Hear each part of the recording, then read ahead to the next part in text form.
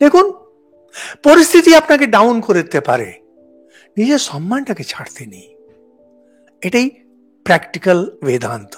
স্বামীজির গল্প আছে, আমেরিকায় স্বামীজি এই ঘোড়া গাড়ি করে যেমন এক জায়গায় গেছেন,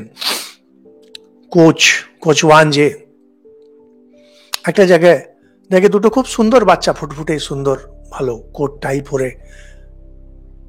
তো এই কোচম্যান নামলো, বাচ্চাটাকে দেখে দুটো বাচ্চাকে কোলে লাগালো। স্বামীজি চমকে উঠে বলছেন, আরে তো ভদ্রবাড়ির ছেলে, তুমি কি করে ওকে আদর করলে? বলছেন, না, ওরা আমারই ছেলে, আমি রাজবংশের অমুক জায়গার লোক, দুর্দিনে পড়ে গেছি, সেই জন্য আমি এই কাজ করি, কিন্তু ছেলেগুলোকে আমি ভালোভাবে রাখছি।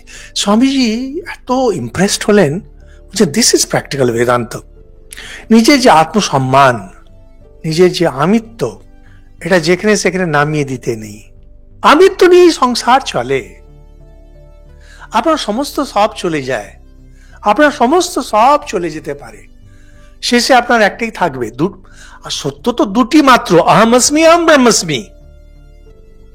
আহম अस्मिটাকে কখনো ছাড়তে নেই, সেইটাকে ধরে আহম ব্রহ্মাস্মির দিকে এগোতে হয়।